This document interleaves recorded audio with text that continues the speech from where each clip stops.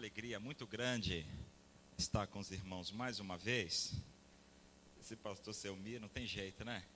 Não tem jeito. Mas eu quero agradecer aos irmãos, com muito carinho mesmo, porque no dia 15, lá na nossa formatura, tinha um grupo tão bonito da Igreja do Maracanã, e eu fiquei tão feliz e tão honrado com a presença de vocês, que foi muito especial mesmo. E eu quero agradecer aos irmãos de todo o coração, agradecer pela sua presença, agradecer pelo seu carinho, agradecer porque somos de fato uma família muito abençoadora.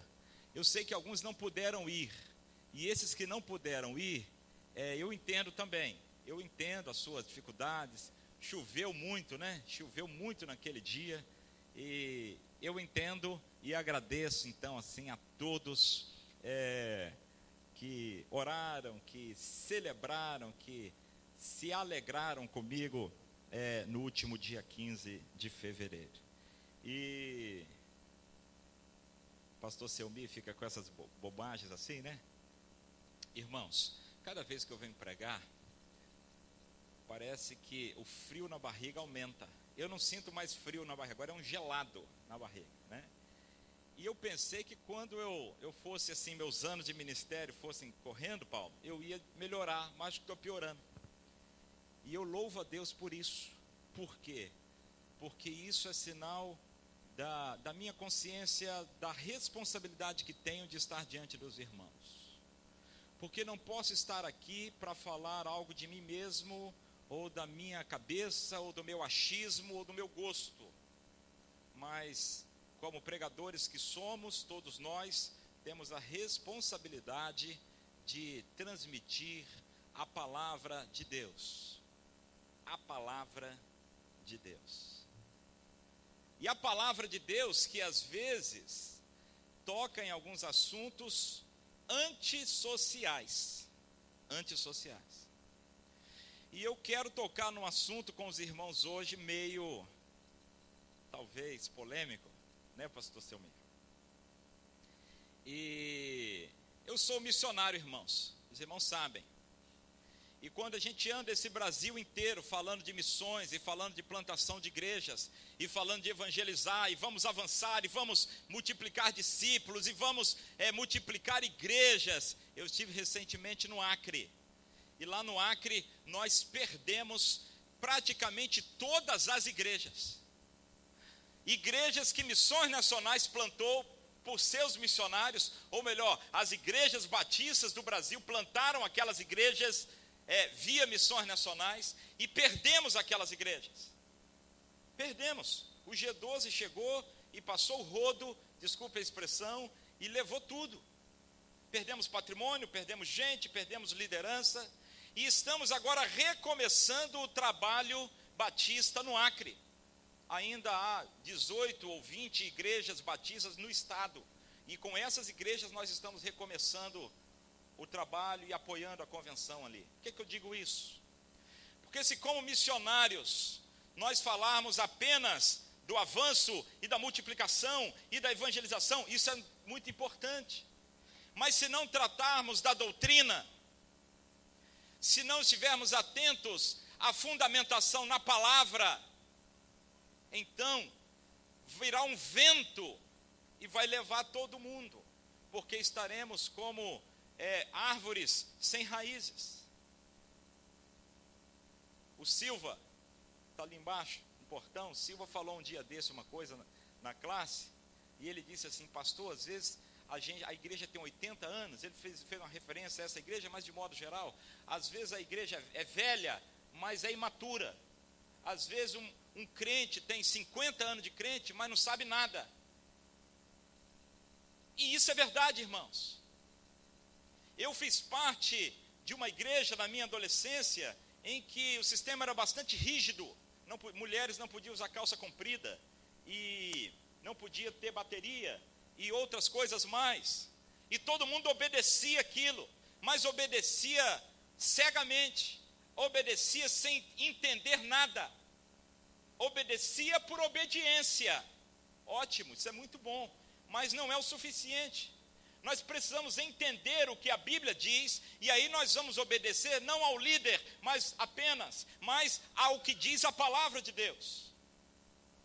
Então eu quero trazer nesta manhã uma mensagem doutrinária para a nossa igreja. Pastor, mas essa responsabilidade é do pastor Alexandre Eló, ele é o pastor da igreja, você não, eu sei disso, irmãos. Mas eu conversei com o pastor Alexandre antes, e disse assim: pastor, tenho sentido um incômodo para tocar nesse assunto. E ele disse: vá em frente. Tem certeza? Vá em frente. Então estou aqui com aval, com um endosso do pastor Alexandre para tocar nesse assunto. E é um assunto que talvez eu já pedi ao pastor Selmi que deixasse essa saída desobstruída. Se alguém quiser me pegar, eu saio correndo por aqui. Porque eu sei que é um assunto que desagrada a alguns. E eu não quero desagradar ninguém nesta manhã. Não é minha intenção desagradar ninguém, ofender ninguém. Não é isso. Mas como pastores, eu, pastor Selmi, pastor Marcelo, pastor Alexandre, pastor Sandro, pastores dessa igreja, nós temos o compromisso de anunciar todo o conselho de Deus. Como disse o apóstolo Paulo aos anciãos de Éfeso, lá em Atos capítulo 20, nunca deixei de vos anunciar todo o conselho de Deus. E vocês sabem, nós sabemos que o conselho de Deus, muitas vezes, ele vem na contramão da cultura. Ele vem na contramão da mídia, da sociologia. A contracultura cristã. E eu preciso abordar um tema com os irmãos nesta manhã, porque estou sendo tremendamente incomodado sobre isso. Seria mais cômodo não falar. Seria politicamente correto não falar. Mas o nosso compromisso com a verdade nos requer isso. Não terei tempo de esgotar esse assunto hoje. Mas quero pelo menos encaminhar os irmãos nessa reflexão bíblica. Dar o primeiro passo, dar a indicação bíblica daquilo que devemos pensar. Ontem, estava conversando com um líder de nossa convenção, e ele publicamente disse que hoje haverá na nossa cidade um concílio para examinar uma mulher ao ministério pastoral. E ele me colocou isso com pesar. E ele disse: na igreja tal, pastor tal, terá um concílio hoje domingo, para examinar uma mulher para ser pastora. O que vocês pensam disso? Não vou fazer uma enquete aqui, mas eu poderia fazer, não farei, fique tranquilo. Quantos são favoráveis? Alguns levantariam a mão. Quantos são contrários? Outros levantariam a mão. Quantos não são nem a favor nem contra, muito pelo contrário? Outros ainda levantariam a mão. Mas a questão é, às vezes eu sou contra, porque sou contra. Mas por que você é contra? Não sei, porque meu pastor é contra. Mas qual a sua fundamentação bíblica para ser contra? Ou às vezes você é a favor. Não, pastor, eu sou a favor. É um direito seu. Mas por que você é a favor? Não, eu sou a favor porque eu sou a favor. Tá, mas porque eu gosto. Não quero saber o seu gosto. Você tem uma fundamentação bíblica para ser a favor ou contra? Ou talvez você não é a favor nem contra. Esse aqui não tem fundamentação bíblica mesmo. E o meu desejo nesta manhã é tratar esse tema com vocês. E em vez daquela pregação de encorajamento, de exortação, de busca de santidade, faremos isso sim, mas de uma forma mais didática, querendo a edificação da igreja, o aperfeiçoamento doutrinário da igreja. E eu farei uma exposição no texto de 2 Timóteo, ou melhor, 1 Timóteo, capítulo 2, dos versos 9 a 15. E eu não sei quantos sermões você já ouviu nesse texto. Eu não sei. Eu nunca ouvi nenhum, a não ser um que eu mesmo preguei em 2007. Em 2007 eu preguei nesse texto, e é a segunda vez que eu prego nesse texto. E nunca ouvi nenhum sermão nesse texto. Parece que é um texto que a gente foge dele. Parece que é um assunto que a gente foge dele. Mas nós encararemos juntos e refletiremos juntos neste tema, nesta manhã. Nosso desejo não é dizer quem está certo ou quem está errado. Nosso desejo também não é levantar polêmica, nem causar confusão. Nosso desejo é, tão somente, descobrirmos juntos o que a Bíblia, a palavra de Deus, tem a ensinar sobre esse assunto. E entendermos à luz das Escrituras o papel de homens e mulheres, a fim de firmarmos nossa posição com a convicção dada pela palavra, nossa fonte de autoridade. O tema desta manhã é, quem gosta de anotar, mulheres pastoras, qual a opinião de Deus? Porque às vezes a gente pergunta a opinião de Russell Shedd, Norman Geisler e pastor Selmi, só grandes teólogos. Mas qual a opinião de Deus, exarada nas Sagradas Escrituras, sobre esse assunto? 1 Timóteo capítulo 2, de 9 a 15. Se você tem alguma coisa para marcar esse texto, eu queria que você pegasse, porque a gente vai ficar nele. Mas eu vou precisar fundamentar em outros textos. A gente vai e volta para esse texto. Se você tem uma caneta e gosta de anotar, essa é sua oportunidade.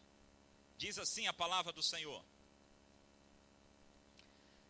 do mesmo modo, quero que as mulheres se vistam com decência, modéstia e discrição, não com tranças, nem com ouro ou pérolas, nem com vestidos caríssimos, mas que se vistam de boas obras, como convém a mulheres que afirmam servir a Deus. Verso 11. A mulher deve aprender em silêncio, com toda submissão, pois não permito que a mulher ensine, nem que exerça autoridade sobre o homem, mas que esteja em silêncio. Porque Adão foi criado primeiro e Eva depois. E Adão não foi enganado, mas a mulher é que foi enganada e caiu em transgressão. Todavia, ela será salva, dando à luz filhos, desde que permaneça com domínio próprio na fé, no amor e na santificação. Oremos.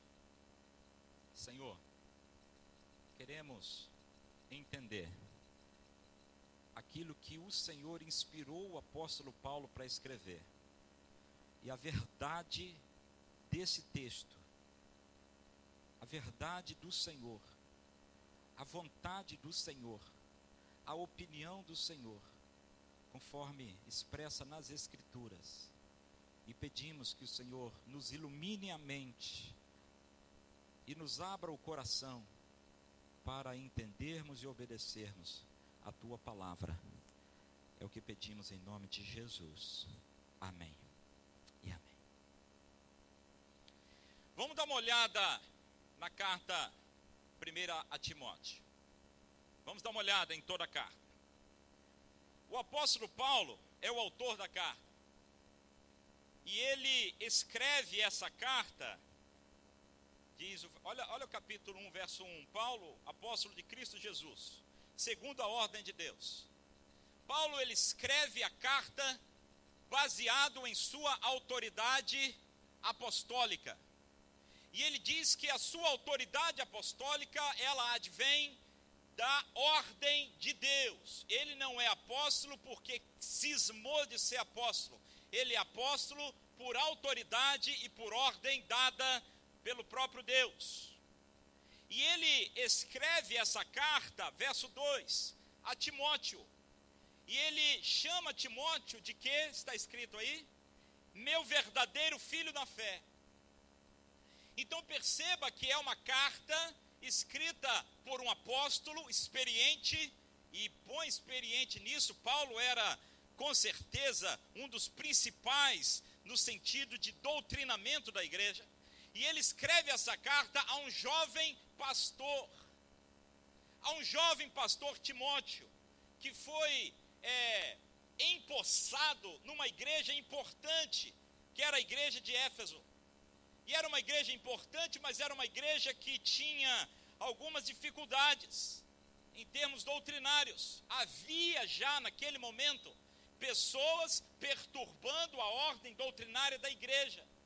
E Paulo, na sua autoridade apostólica, encaminha Timóteo para Éfeso e dá a Timóteo algumas instruções. O verso 2, ou melhor, o verso 3, diz que Paulo estava com Timóteo, e quando Paulo partiu para Macedônia, ele diz assim: eu quero que você permaneça em Éfeso. Olha aí, eu estou no capítulo 1, verso 3.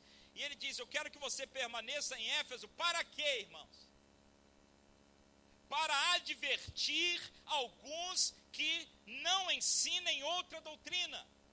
Estou te deixando em Éfeso, Timóteo. Eu quero que você permaneça em Éfeso como pastor dessa igreja, para que você segure a doutrina, permaneça e não permita, advirta aqueles que estão tentando falsificar ou introduzir falsas doutrinas. O cenário, portanto, é de desvio da verdade, é de ensino de doutrinas falsas e de falsos mestres.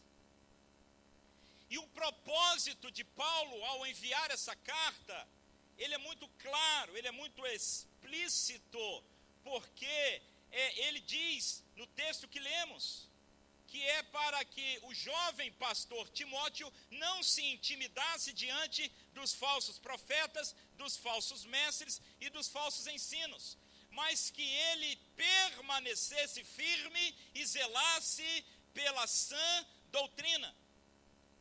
Olhe, por exemplo, no capítulo 1, verso 18.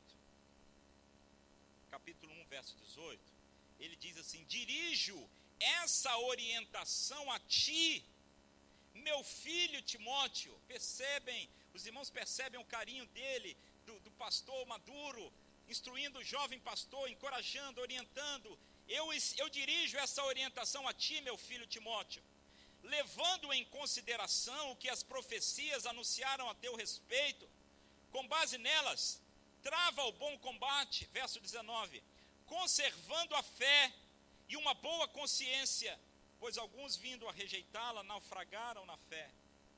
E aí Paulo está dizendo que alguns se desviaram, e ele chega a dizer que naufragaram na fé. Não é que perdeu a salvação, não.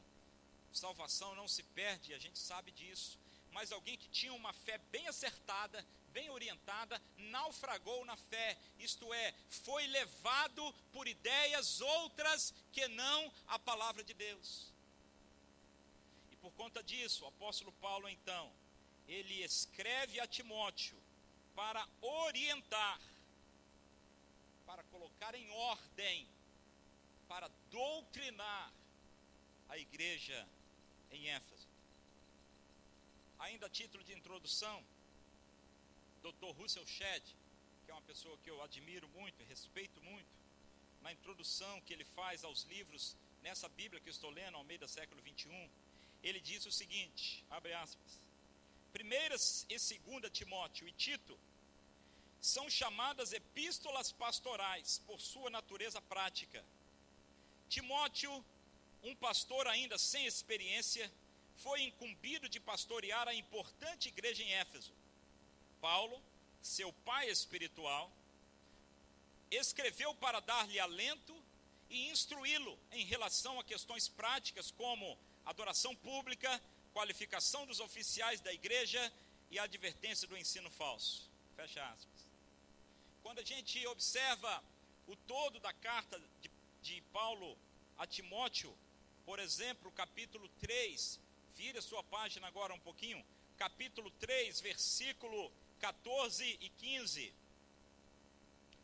nos diz o seguinte, mesmo, 1 Timóteo 3, 14 e 15, mesmo esperando encontrar-te em breve, escrevo-te estas coisas para que, se eu demorar, saibais como se deve proceder na casa de Deus, que é a igreja do Deus vivo, coluna e alicerce da verdade. Paulo, de modo explícito, declara o propósito de sua carta, como se deve proceder na igreja de Éfeso, é isso? É a igreja de Éfeso que ele se restringe? Não, ele diz, a igreja de Deus, coluna e firmeza da verdade. E Paulo então introduz no capítulo 1, vamos fazer agora um panorama bem rápido.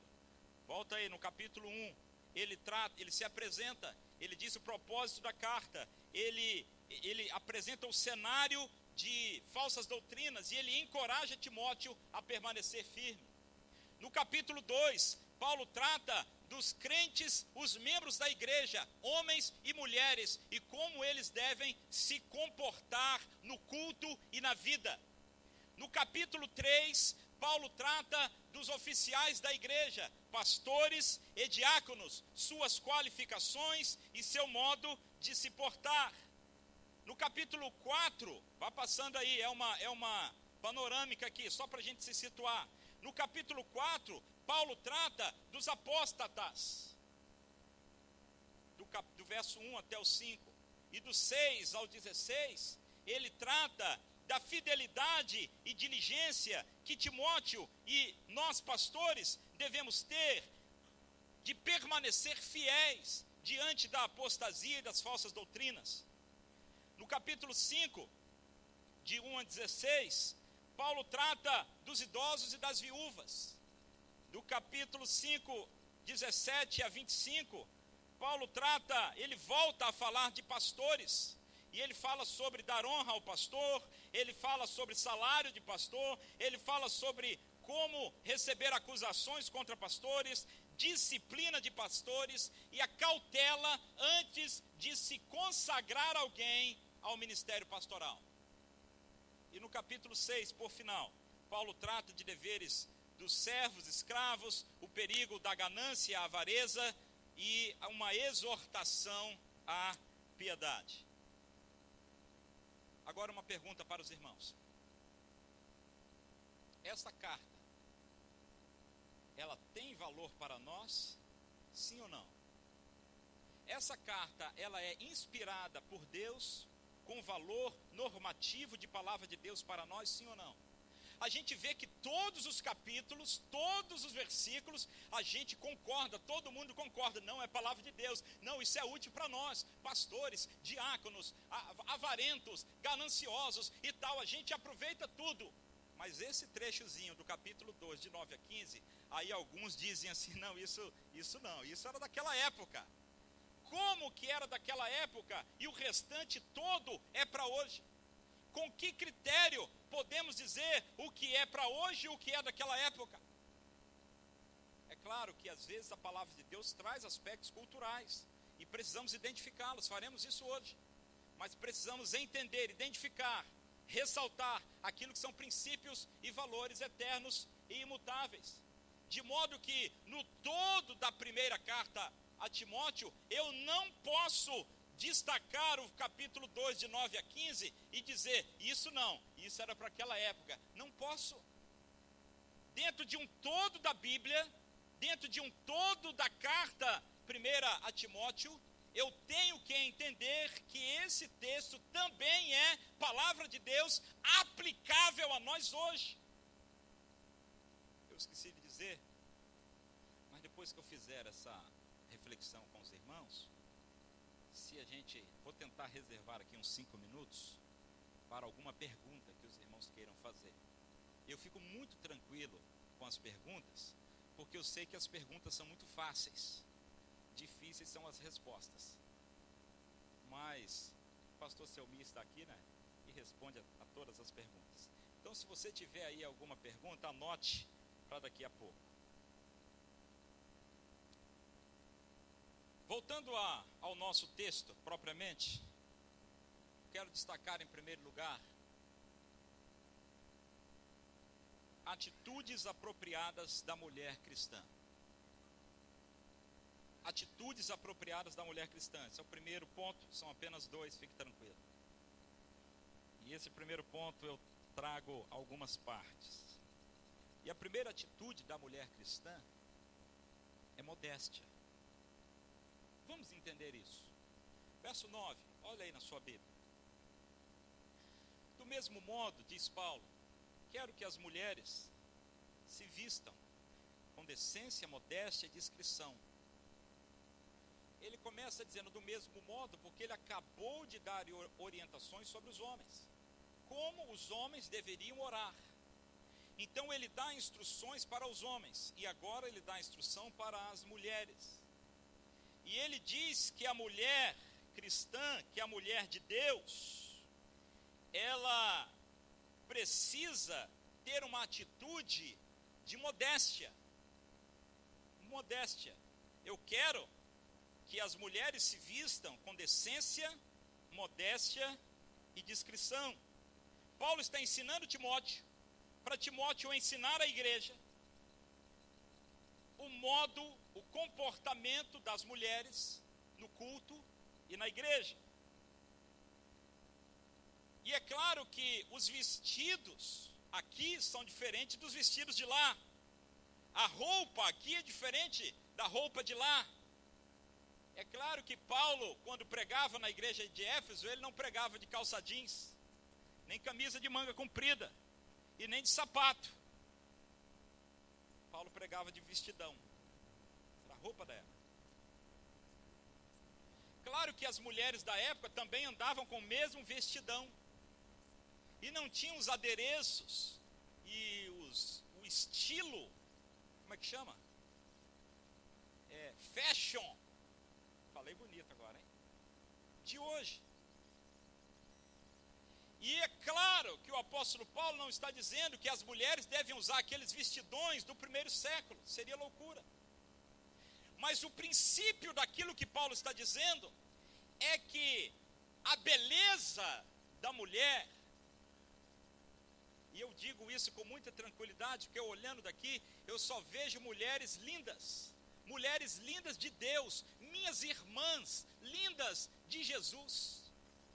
A beleza da mulher, ela não vem de fora para dentro, mas ela vem de dentro para fora.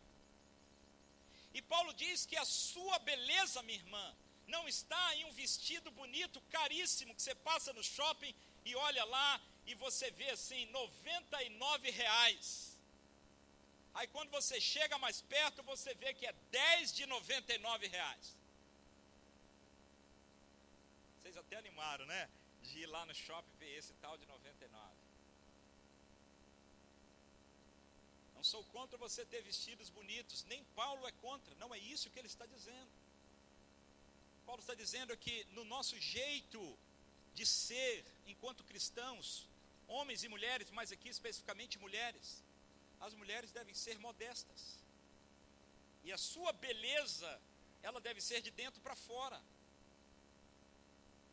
E às vezes, meus irmãos, a mulher ela pode incorrer no erro de vir ao culto com uma roupa tão extravagante, mas tão chamativa, que vai parar o trânsito e que vai parar o culto. E a concorrência é desleal com o pregador. E a concorrência é desleal com o ministério de música. E aí desvia-se o olhar de Deus para a mulher. E tem uma coisa que as mulheres não entendem, que é cabeça de homem. Cabeça de homem, mulher não entende. O olhar de homem é malicioso. Não, mas aqui são crentes. Eu sei que somos crentes, mas ainda tem uma tal de natureza pecaminosa em nós que é terrível. O que Paulo está dizendo é que você não tem que vir para o culto vestida para matar. Tem um filme com esse nome, não tem? O que Paulo está dizendo é que a sua atitude como mulher é de vir linda como você é, por dentro E por fora também. Paulo não está dizendo que você vir descabelada, com a roupa amarrotada. Não é isso não, irmãos. Não confunda as coisas. Venha bonitinha, venha cheirosa, venha arrumadinha, mas com modéstia, com decência. Às vezes estou pregando em algum lugar e eu olho só para um lado. Estou pregando em lugar e olho só para cá. Porque se eu olhar para cá, eu vou ver alguma coisa que eu não deveria ver. Porque alguém que senta na frente, cruza as pernas ou faz um outro gesto que me atrapalha. E é isso que Paulo está dizendo. Mulheres cristãs, mulheres de Deus, vistam-se de 3 formas, ele coloca: decência, modéstia e discrição. E ele acrescenta dizendo no verso 10, observe aí: não é isso, não é trança, não é ouro, não é pérola, não é vestidos caríssimos, não é disso que vem a beleza de vocês, mas a beleza de vocês vem de boas obras. Verso 10, como convém às mulheres que afirmam servir a Deus. Por gentileza, um irmão pode ler 1 de Pedro capítulo 3, de 1 a 5, ou então vamos fazer melhor, bote aí o seu marcadorzinho em Timóteo, que a gente vai voltar.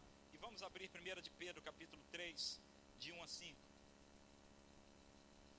O apóstolo Pedro diz assim, 1 de Pedro 3, de 1 a 5, ele diz assim: mulheres, do mesmo modo, cada uma... Acharam, irmãos? Deixa eu dar mais um tempinho.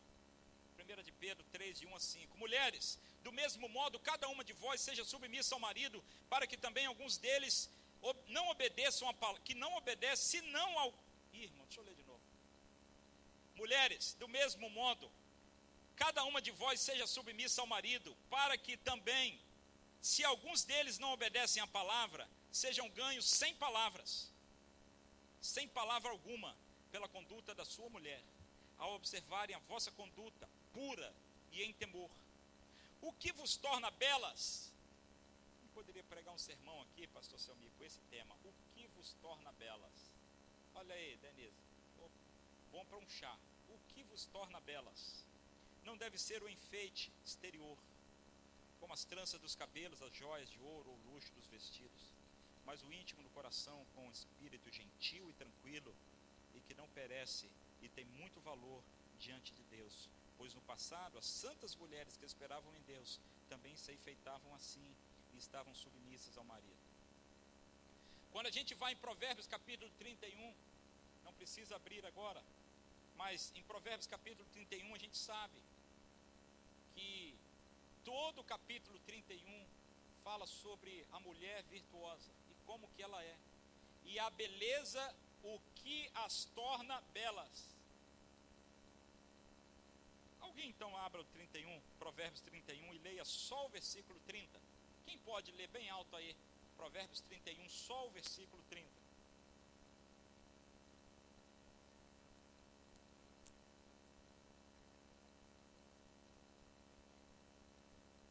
A beleza, a formosura, o penteado, isso se der uma garoa, lá vai a escova. Mas o que está por dentro, isso ninguém tira de você. Isso ninguém tira de você. Às vezes eu estou vindo para a igreja, a Simone vai zangar eu falar isso. Aí eu venho com o vidro aberto, né? Para economizar um pouquinho a gasolina. Ah, não fecha o vidro, por causa, não vai bagunçar o cabelo. Vocês devem passar por isso. Mas o que tem de dentro, não tem vento, não tem garoa, não tem nada que tira de vocês essa beleza da mulher linda de Jesus, que todas vocês são. Uma outra atitude apropriada à mulher, a primeira é modéstia, não sei se você está me acompanhando. Uma segunda é quietude. Leia o verso, vamos voltar agora para Timóteo, 1 Timóteo 2, verso 11. Paulo diz assim: a mulher deve aprender em silêncio.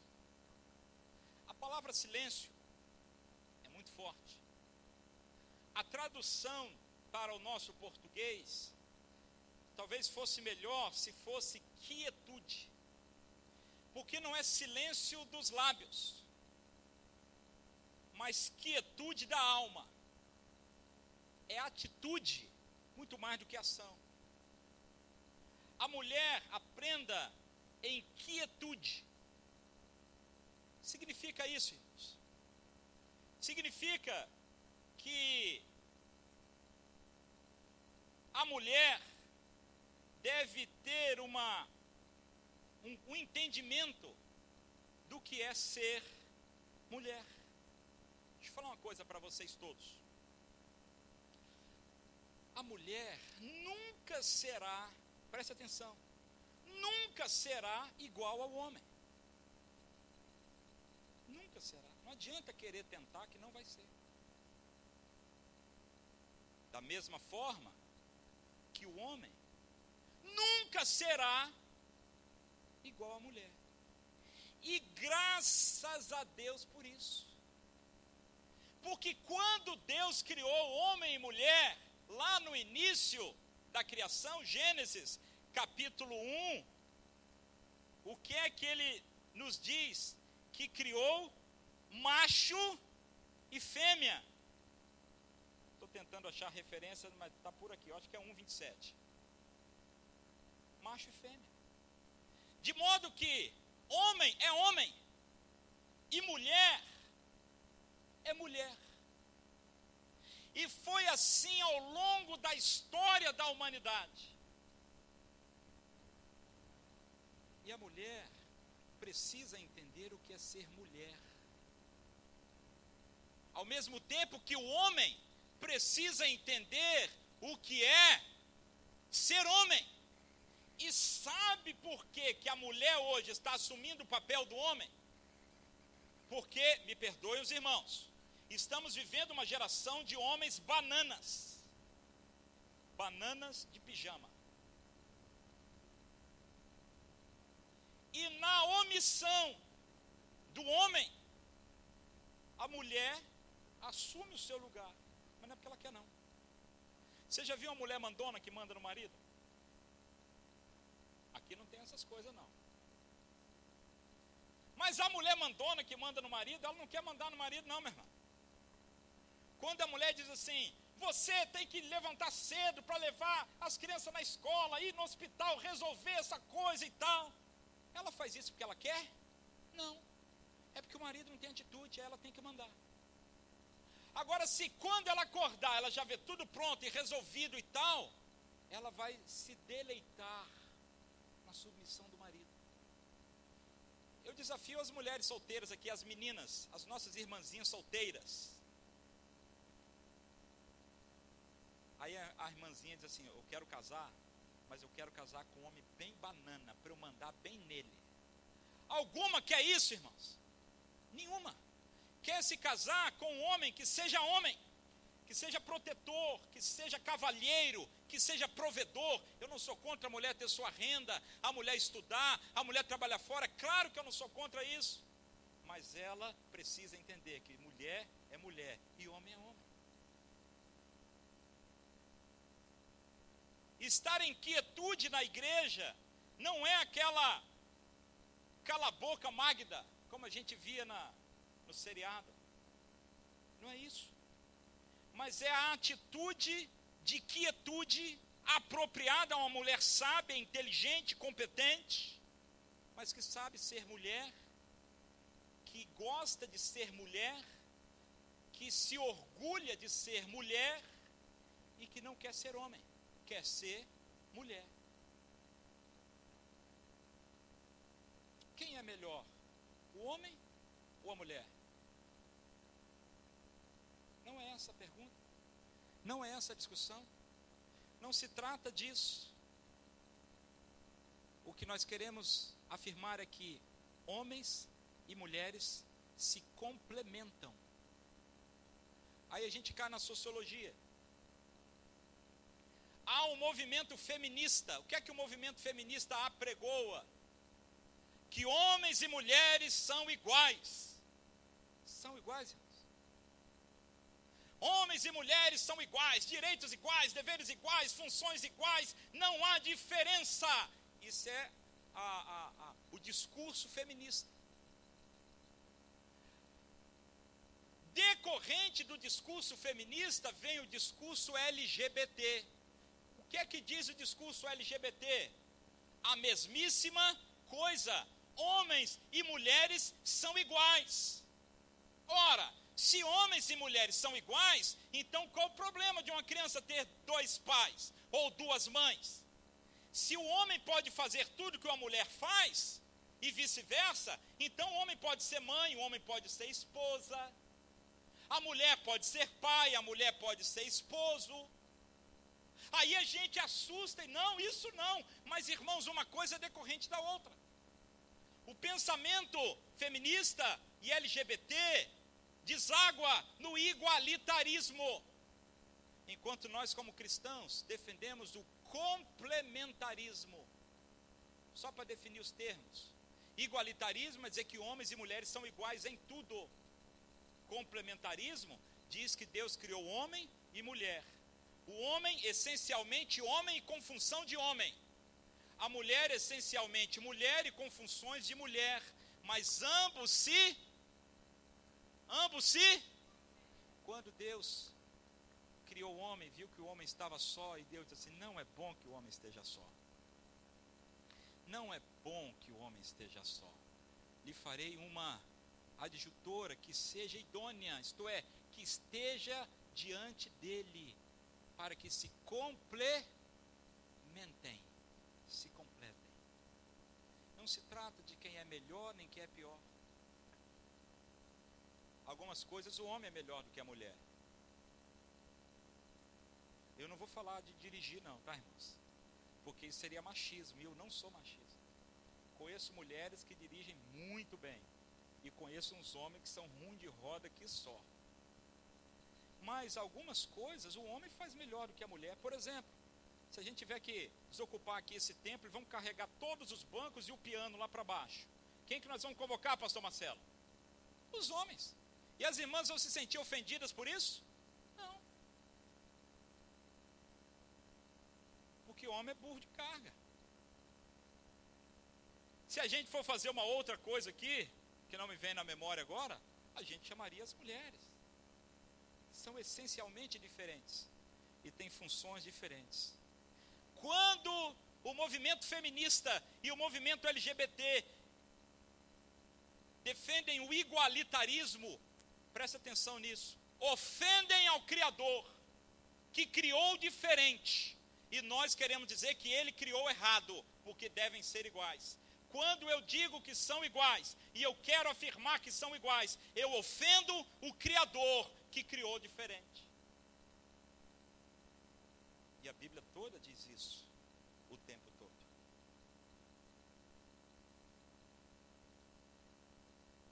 Qual o contrário de ser feminista? Machista? Nós não somos machistas. Machista é aquela religião lá que a mulher não pode falar nada, que a mulher não pode mostrar o rosto, que a mulher não é valorizada, que a mulher não tem direito de nada. Nós somos assim, irmãos? Nós não somos feministas, mas nós não somos machistas. Não tratamos mal a mulher. Qual o ambiente que a mulher é mais valorizada na face da terra? Onde é? Na igreja de Jesus. É ou não é, irmãos? Agora, é preciso entender. E é para isso que Paulo estava escrevendo a Timóteo, para colocar em ordem, para advertir os falsos mestres, para que saiba como convém se portar na igreja de Deus, o papel de cada um. Deixa eu ir adiante. Jesus valorizou a mulher. Os apóstolos valorizaram a mulher. A igreja valoriza a mulher. Mas a melhor maneira de valorizar a mulher, a maior honra que pode se dar a uma mulher, é reconhecê-la como mulher, tratá-la como mulher e exaltar a sua feminilidade. E não querer impor uma masculinidade à mulher. É deixar a mulher ser mulher. E nós aí, cambada, que somos homens, sermos homens de verdade. Desculpe, cambada, viu, irmãos? É brincadeira, tá?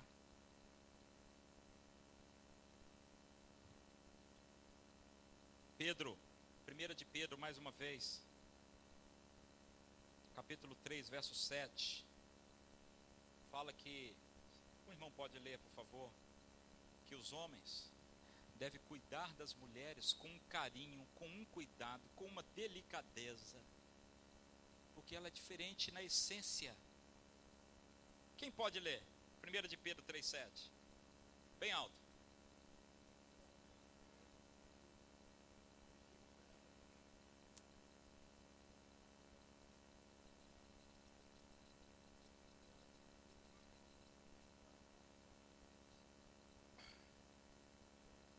Olha só, coisa tão séria, que se nós não tratarmos a mulher como mulher, as nossas orações se tornam impedidas diante de Deus. Olha como o negócio é sério.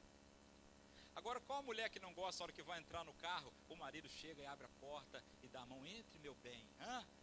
Mãe de Janeiro, cadê a irmã de Janeiro? Gosta ou não gosta? Hã? Hein, irmã de Janeiro?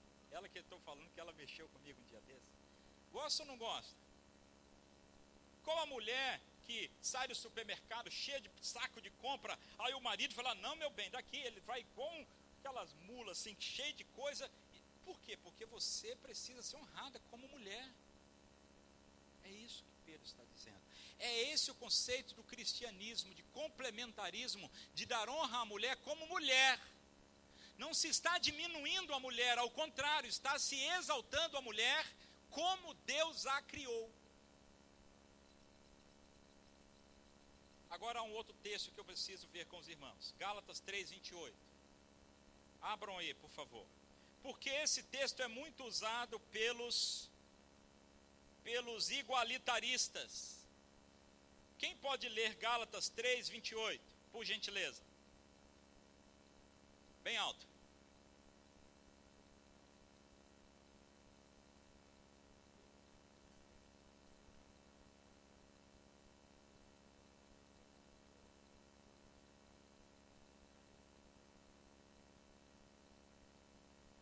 Viram aí? Não tem diferença nenhuma. Está escrito, não há diferença entre homem e mulher. Tudo que o pastor Samuel disse agora está errado, caiu por terra. Não há diferença. É isso, irmãos. Sabe que Paulo está maluco? Está se contradizendo. Paulo está dizendo que não há diferença entre homem e mulher, se ele acabou de dizer em outro lugar que há diferença. O que Paulo está dizendo aqui é que não há diferença para a salvação. Paulo está tratando de salvação. Ele diz assim, para ser salvo, não faz diferença se é grego ou se é judeu, se é servo ou se é livre, se é homem ou se é mulher. Para ser salvo, tem que crer em Jesus. É desse assunto que ele está dizendo. Ele não está dizendo que são iguais em essência, ele está dizendo que são iguais para a salvação. Simples assim, simples assim.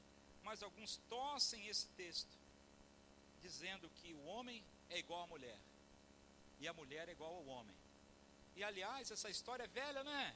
Do diabo querer torcer a palavra de Deus. Lá no jardim, ele diz assim, você mulher pode ser igual a Deus. Olha só, lá ele quis que fosse igual a Deus. Vocês podem ser iguais a Deus. Percebe que esse discurso, essa estratégia antiga, irmãos?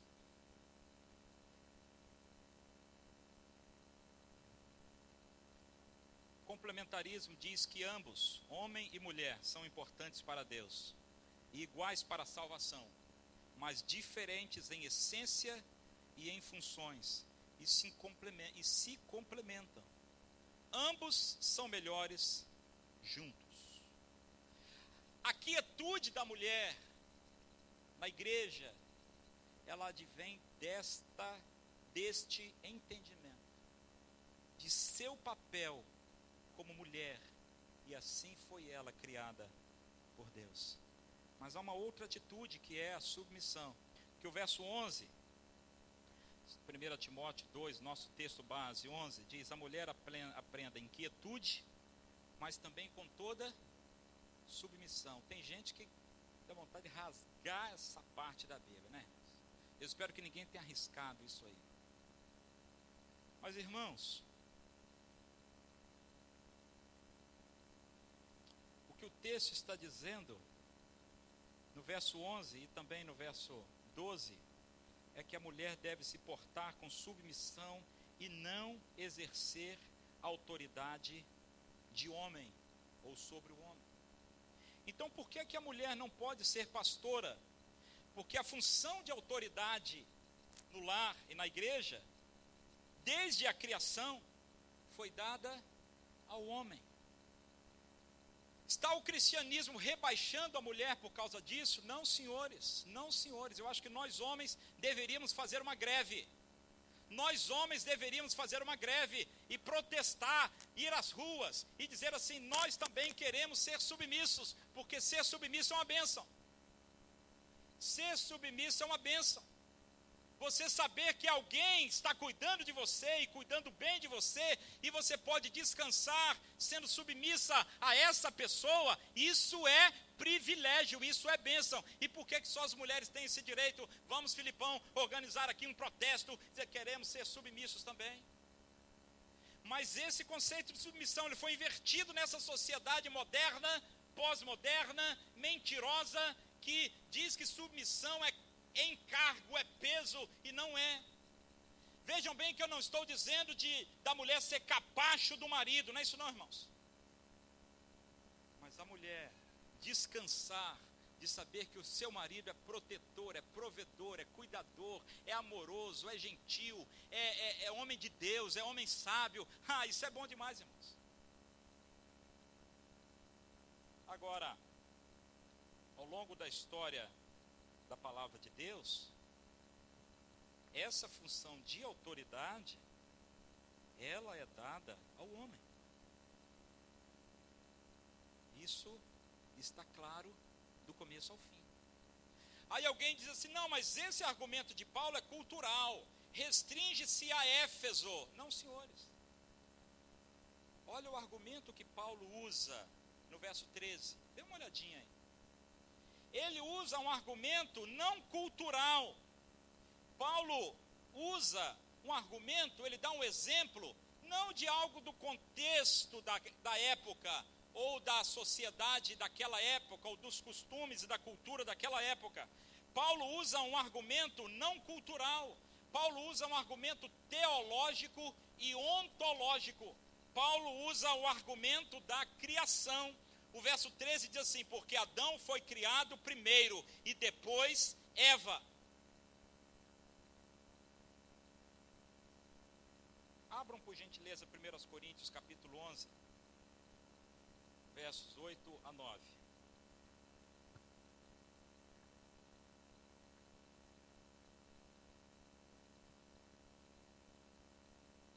Coríntios capítulo 11, versos 8 a 9. Porque o homem, acharam? O homem não veio da mulher, mas a mulher do homem. Tampouco o homem não foi criado por causa da mulher, mas sim a mulher por causa do homem. Isso não é um argumento de superioridade, não é isso não. Não é isso. O homem não é superior à mulher, não é isso. Mas isso é um argumento de ordem da criação. E aí os irmãos se lembram muito bem o conceito de primogenitura no Antigo Testamento. Quem é que tinha autoridade na casa depois da morte do pai? O primogênito. Quem herdava a responsabilidade pela casa? O primogênito. Quem tinha autoridade sobre os demais irmãos? O primogênito. E aqui Paulo está dizendo que entre homem e mulher a primogenitura é do homem. Portanto, tem ele o dever, o encargo, o peso, a responsabilidade da liderança e da autoridade. Por isso que nós vamos fazer greve. Dizer assim, por que só os homens que têm esse encargo todo? E as mulheres vão celebrar. Glória a Deus. Deus é bom, Deus honrou a mulher mais do que o homem, porque é uma bênção ser submissa ao marido. Quando você tem um marido bom, aí é outra história. Agora os versículos 11, ainda em 1 Coríntios capítulo 11, Os versos 11 e 12 diz assim: no Senhor, porém, nem a mulher é independente do homem, nem o homem é independente da mulher. Pois assim como o homem veio, assim como a mulher veio do homem, assim também o homem nasce da mulher, mas tudo vem de Deus. Ainda que tenham papéis diferentes, ainda que na essência sejam diferentes, ninguém é superior ao outro, todos somos iguais em importância e nos complementamos em nossas tarefas, mas temos tarefas e papéis diferentes. Os irmãos estão entendendo? Aí eu digo assim, mas então por que, pastor Samuel, que a mulher não pode ser pastora? Porque o papel de pastor é papel de autoridade na igreja. E a Bíblia é clara em dizer que essa autoridade, essa liderança, foi conferida a quem? Ao homem. Esse encargo, esse peso, essa responsabilidade foi dada ao homem. Porque na essência Deus fez o homem, criou macho e fêmea. E o macho ele preparou para essa responsabilidade, não a fêmea. Não há desprezo nenhum aqui, irmãos, pelo amor de Deus.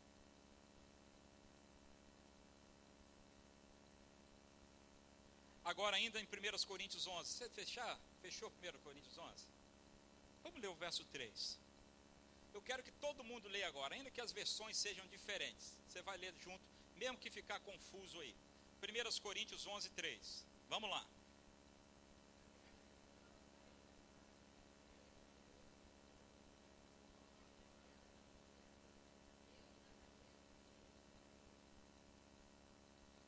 Perceberam que há uma hierarquia?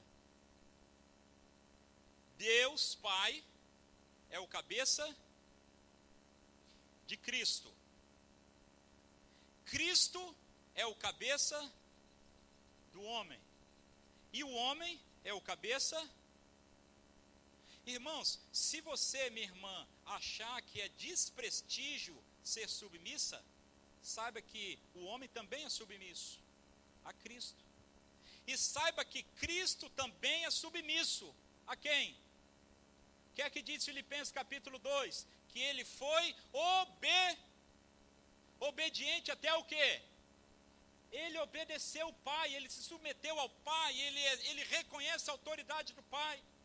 E aqui em 1 Coríntios capítulo 11, verso 3, fica muito claro, olha aí na sua Bíblia, a mulher, ela se submete ao marido, o marido se submete a Cristo, Cristo se submete ao Pai. E essa ordem de submissão, de hierarquia, de autoridade, ela não é pejorativa, mas ela reflete a vontade objetiva de Deus para nós. E quando nós desobedecemos, nós estamos pecando contra Deus. E isso é muito sério. Quando nós nos rebelamos contra esta autoridade que Deus constituiu, nós não estamos agradando a Deus. Nós não podemos dizer que estamos agradando a Deus. Vejam, os irmãos, que eu não estou colocando aqui nada da minha cabeça. Estamos estudando o texto da palavra de Deus. Volte agora para o nosso texto base. Qual é o texto base? 1 Timóteo 2. Agora olha o 14. O 13 é o argumento da criação. O 14 é o argumento da queda. A queda é um argumento cultural restrito a Éfeso. Irmãos, a queda, a queda da humanidade é um argumento cultural restrito à igreja de Éfeso? Claro que não. É teológico, é ontológico, é da humanidade toda, de todos os tempos.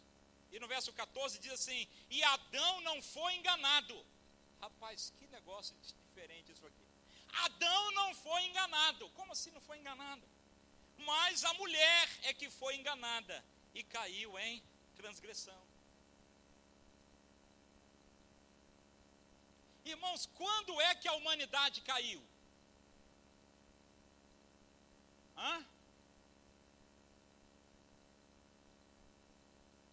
Vocês têm dúvida? Adão comeu o fruto e a humanidade caiu. Não foi assim? Agora, quem comeu primeiro, Adão ou Eva? Quem comeu primeiro, Adão ou Eva? Mas a queda da humanidade só aconteceu quando Adão comeu. O texto de Gênesis, ele é claro, Eva comeu e também deu ao seu marido. Quer dizer, primeiro ela comeu e depois Adão comeu. Mas em Romanos capítulo 5, abram aí, irmãos, eu não quero que vocês confiem na minha palavra, eu quero que vocês olhem o texto bíblico. Romanos capítulo 5, verso 12, o apóstolo Paulo tratando sobre o primeiro Adão, o segundo Adão, ele diz assim: portanto, assim como o pecado entrou no mundo por um só, por um só homem. Que homem é esse? Ele poderia ter dito assim: assim como o pecado entrou no mundo por uma mulher, mas não foi pela mulher, foi pelo homem. Ainda que Eva comesse antes de Adão, o pecado entrou no mundo quando Adão comeu. Por que isso, irmãos? E isso é antes da queda. Vejam que é o propósito de Deus antes da queda da humanidade. Isso nos mostra que a responsabilidade é do homem, a responsabilidade espiritual, a liderança espiritual é do homem. E Adão poderia ter repreendido a sua mulher, ter exortado a sua mulher, mas ele não fez. Ele foi o quê? Coitado do Adão, banana.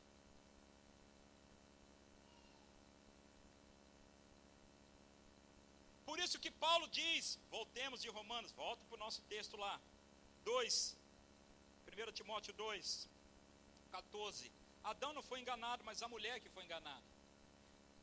E quando, agora aqui está o perigo do negócio, que quando a mulher foi enganada, a serpente viu que enganar Adão seria mais difícil.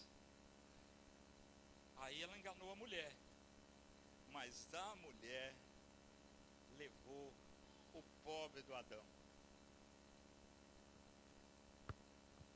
Mulheres, as irmãs precisam ser sábias para não levar seus maridos ao erro. E não apenas o seu marido, mas os homens. E homens, precisamos ser sábios para não sermos levados pelas mulheres ao erro, mas amá-las, ajudá-las e orientá-las no caminho correto, porque a responsabilidade espiritual é nossa.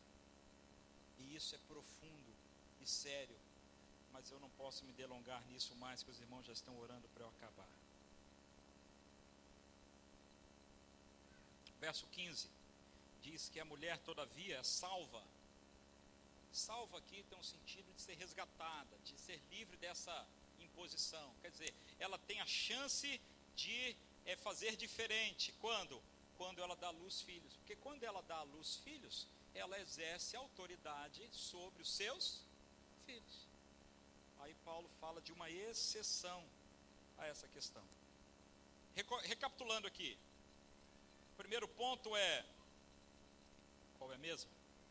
Atitudes apropriadas da mulher cristã: a modéstia, a quietude e a submissão. Atitudes apropriadas da mulher cristã: a modéstia, a quietude e a submissão. Segundo ponto e último, mais rápido do que o primeiro, pode ficar tranquilo: a questão da autoridade. Será que a mulher não pode falar nada na igreja? Será que a mulher não pode cantar? Será que a mulher não pode orar? Será que a mulher não pode pregar? Alguns teólogos, e que eu respeito muito, deixa eu fazer uma digressão rápida. Todo teólogo sério que você pesquisar vai dizer exatamente o que eu estou dizendo aqui. Quem defende a linha de ordenação feminina não vem pela teologia, vem pela sociologia. A teologia ratifica o que eu estou aqui dizendo. Mas neste ponto há alguma divergência. Alguns teólogos dizem assim: a mulher não pode falar nada. Aí a mulher não prega, a mulher não pode cantar. Hoje a gente viu aqui duas mulheres lindas, grávidas, cantando, Priscila e Vládia, e a gente comparando qual barriga que está maior e tal. vestidas de modéstia, tão bonitas, as nossas irmãs. Alguns teólogos vão dizer que não, que nem isso pode, que não pode pregar, que não pode falar. Eu não creio assim, e vou explicar por quê.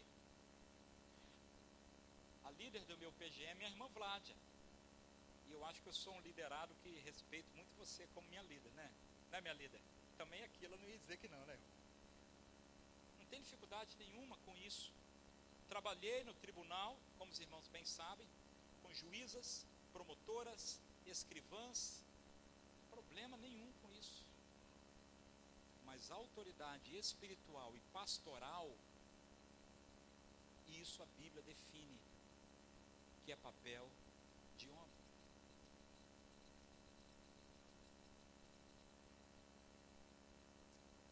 Vamos voltar para 1 Coríntios capítulo 11, rapidamente. Desculpem, meus irmãos, mas eu preciso fazer esse exercício com vocês. E eu acho que esse estudo é importante para nós. 1 Coríntios capítulo 11, versos 5 e 6. Mas toda mulher que ora ou profetiza com a cabeça descoberta, desonra sua própria cabeça, pois é como se estivesse com a cabeça raspada. Mas, ou portanto, se a mulher não cobre a cabeça, então corte o cabelo também. Porém é vergonhoso para a mulher. Mas o que é que Paulo está dizendo aqui? O que é que Paulo está dizendo aqui? Esse texto é difícil que só. Eu nunca vi ninguém pregar nesse texto. Aproveite aí que talvez seja a última oportunidade que você vai ver alguém pregar nesse texto. Mas é o seguinte, Paulo está dizendo duas coisas, que a mulher ora e profetiza. Está aí ou não está? Ele não proíbe a mulher de orar e profetizar. Ele não proíbe a mulher de falar. Proíbe, irmãos? Sim ou não? Não, mas lá no outro texto diz que a mulher fica em silêncio, mas eu já expliquei que não é silêncio é silêncio de alma, de quietude, de atitude de ser mulher.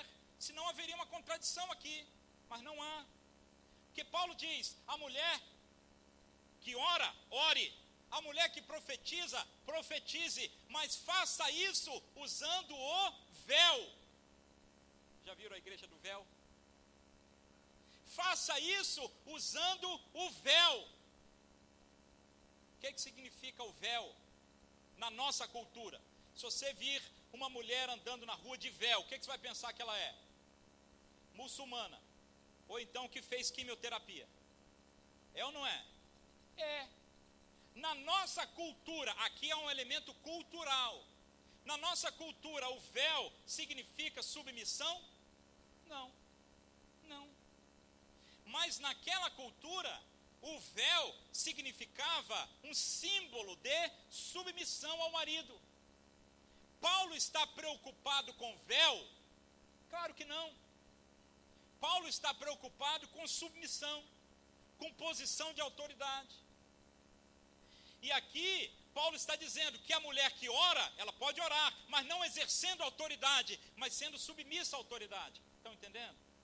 A mulher que profetiza, profetize, mas faça isso sendo submissa, sujeita à autoridade e não exercendo a autoridade. Estão entendendo, irmãos? Não há dificuldade nenhuma de uma mulher vir aqui, a irmã Vládia, deixa eu pegar a Vládia aqui como exemplo. A Vládia vir, e ela canta, e ela ora, e ela fala, e ela prega. É uma bênção. Mas não exercendo autoridade pastoral. Aí inverteu o negócio. O que Paulo está dizendo é que a mulher, ela vai exercer o seu papel, o seu ministério. E eu não sou contra o ministério feminino. Eu sou contra mulheres pastoras. Porque ministério feminino é outra coisa. Tem muitos ministérios da mulher na igreja, mas muita coisa para a mulher fazer na igreja. E ela não precisa fazer alguma coisa que é exclusivo de homem. Então, Paulo diz que o que ela faz, deve fazer, sujeita à autoridade e não no exercício da autoridade. Voltando à questão da autoridade,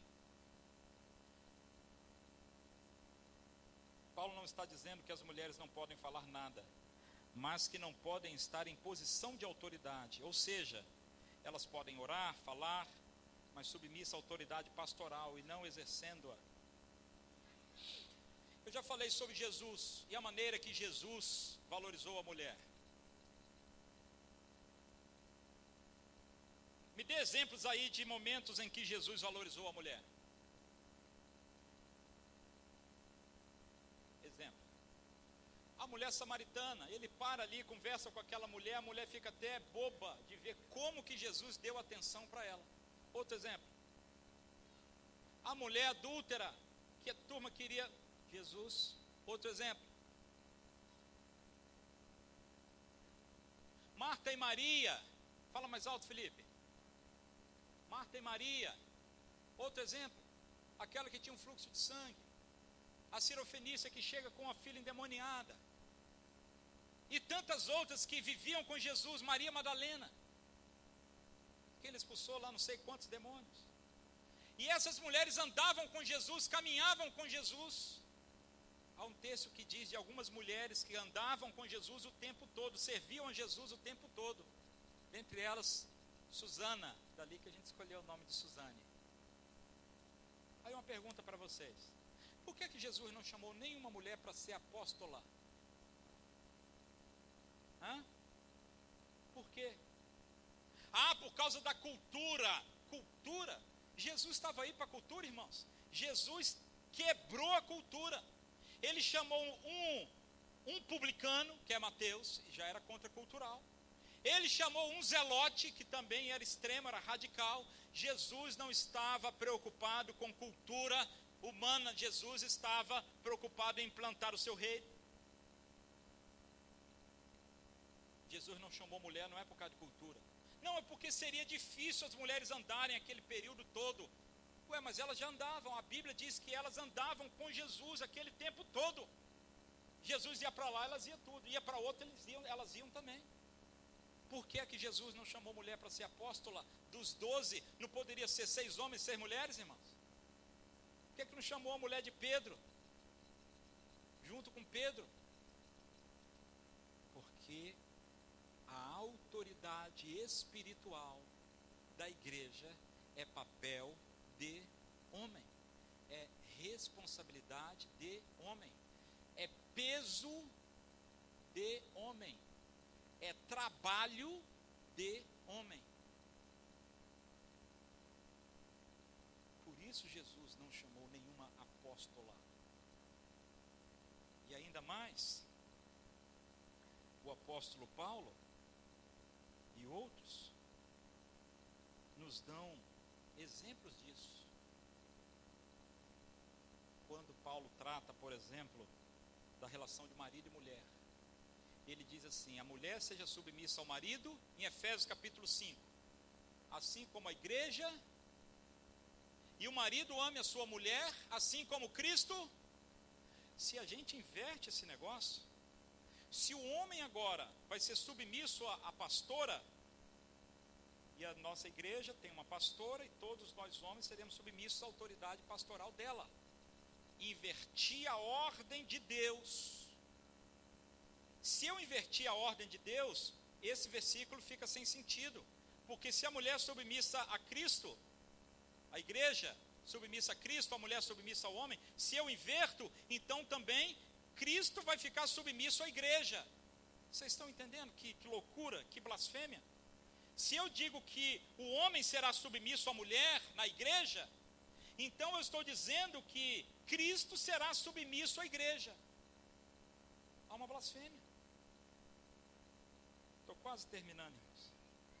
Último texto que eu quero ler, a continuação de 1 Timóteo capítulo 2. Já discutimos o 9, o 10, 11, 12, 13, 14 e 15, amém? Já vimos um por um? Agora vamos ler o capítulo 3, a sequência. O capítulo 3, de 1 a 7. Só vou ler. Quem pode ler para mim? Felipe, fica de pé aí, Filipão. Leia com a voz de trovão que Deus te deu aí. 1 Timóteo capítulo 3, de 1 a 7, que é exatamente a continuação do texto que nós estamos estudando. Por favor.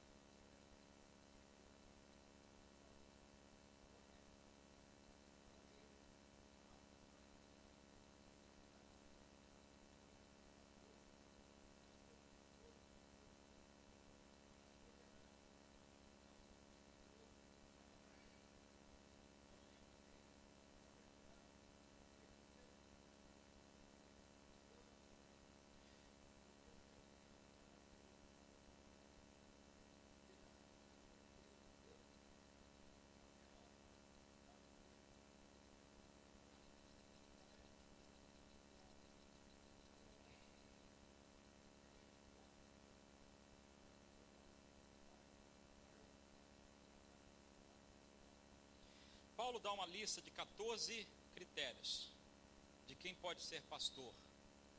14 qualificações. Algumas se encaixam para homens e mulheres, mas outras não. Por exemplo, marido de uma só mulher. Como que a mulher vai ser marido de uma mulher? Não, pastor, mas o que Paulo está dizendo aqui é que ele tem um cônjuge. Não, não é isso que Paulo está dizendo, não. O que está escrito aqui é que ele seja marido de uma só mulher. Você quer algo mais explícito do que isso? Ele diz, apto para ensinar. Ele acabou de dizer há 2 ou 3 versículos atrás que ele não permite que a mulher ensine. E agora ele diz que o pastor deve ser apto para ensinar. Quer mais explícito? E a outra é, que governe bem a sua própria casa. Quem tem a responsabilidade de governar a casa, de ser o cabeça da casa, de ser o líder da casa, em toda a Bíblia, quem é? Então, meus irmãos, para eu concordar com a mulher pastora, eu tenho que fechar a minha Bíblia e pegar os livros de sociologia e desistir disso aqui, porque não dá para conciliar uma coisa com a outra. Concluindo, a minha tese é: a ordenação de mulheres ao pastorado é uma franca e deliberada desobediência a Deus e uma rejeição da autoridade bíblica, ou rebeldia à palavra de Deus. Não se trata de um detalhe. Alguém diz assim, não é um detalhe. Não é detalhe não. É uma deliberada desobediência à palavra de Deus. Sabe o que eu queria, irmãos? Eu queria que a Bíblia apoiasse mulheres pastoras. Eu queria. Se você pergunta assim, pastor, você é contra? Eu não sou contra não, eu até sou a favor. Porque as mulheres fazem um trabalho extraordinário. Eu queria achar um versículo que dissesse que seria tão mais fácil para mim, eu não precisaria estar aqui discutindo isso com os irmãos. Mas a questão é que a Bíblia diz que não pode. E quando ela diz que não pode, e eu desobedeço sabendo que ela diz que não pode, isso é rebeldia e rejeição da autoridade da palavra de Deus. E isso é coisa muito séria, que a gente precisa pensar. Aí alguém diz assim, pastor, mas e o chamado? Ela sentiu um chamado. Esse argumento é o mais frequente. Ela teve um chamado e viu um anjo. Irmãos, primeiro, o chamado precisa ser de acordo com a palavra. E Deus não vai chamar negando-se a si mesmo. Deus não vai chamar contrariando o que o seu Espírito inspirou os apóstolos a escreverem. Profetas. Deus não vai chamar contrário àquilo que Ele mesmo estipulou, que em Deus não há sombra de variação, não é isso que diz Tiago? O que acontece hoje, irmãos? É que as mulheres têm chamado sim, para outros ministérios, mas o modismo e a sedução é tão grande, que elas confundem o seu chamado, achando-se chamadas para o ministério pastoral, quando Deus nunca as chamou. Chamou sim, para outros ministérios, importantes. E o que a gente tem percebido, que a mulher tem deixado o seu papel, para fazer o papel do homem. E o papel dela, ninguém faz, porque o homem não dá conta de fazer o papel da mulher. E há um vazio, há um vácuo nesse assunto. Há um assédio muito grande da mídia, há um assédio muito grande do movimento feminista, há um assédio muito grande até de alguns pastores, há um glamour do título, pastora fulana. Uma missionária mandou um e-mail para mim, agradecendo algumas orientações que eu dei a ela e a seu esposo, e ela disse assim, pastor, eu fui assediada aqui no campo, com alguém que chegou e disse assim, você vai ser a primeira pastora do nosso estado, olha só, olha o glamour, olha, vai entrar na história. E ela disse assim, eu não quero. porque não é isso que Deus tem para mim. E ela daí brincou dizendo assim, o meu título de Miss, missionária, não troca o meu título de Miss por outro qualquer, sou missionária. Mas há um assédio da mídia e de homens, levando nossas irmãs ao erro, levando a igreja ao erro, e nós muitas vezes não refletimos sobre isso. Volto a dizer, eu não sei quantas mensagens você já ouviu sobre esse assunto, eu nunca ouvi nenhuma, mas nós precisamos ter a nossa convicção firmada na palavra de Deus. Pastor, mas a ordem dos pastores aprovou. Eu sei, mas entre ficar com a ordem dos pastores e ficar com a Bíblia, a palavra de Deus, você já sabe qual é a minha decisão. Porque o pressuposto para aceitar mulheres pastoras é dizer que Paulo escreveu aquilo para aquela cultura, e a cultura mudou, hoje os tempos são outros. Não é esse o discurso do homossexual, irmãos? Não, isso era lá naquele tempo do Antigo Testamento, de Paulo, do Novo Testamento. Hoje os tempos são outros. Mas os princípios eternos permanecem. E nos países, isso é histórico, isso é dado concreto, nos países, as grandes denominações que aceitaram mulheres pastoras, o passo seguinte foi aceitar pastores gays, lésbicas, homossexuais. Isso não sou eu que estou falando, não. Você pode entrar aí na internet e pesquisar o anglicanismo, o metodismo americano, a igreja presbiteriana americana, e na Inglaterra e outras mais. É uma coisa depois da outra, porque a porta é a mesma, o pressuposto é o mesmo, a brecha é a mesma. É dizer que a palavra de Deus era só para aquela cultura e que hoje o tempo mudou. Se mudou para uma coisa, mudou para outra também. Se mulher pode fazer papel de homem, então pode fazer em todos os sentidos e não só ser pastora. Vocês estão entendendo onde eu quero chegar?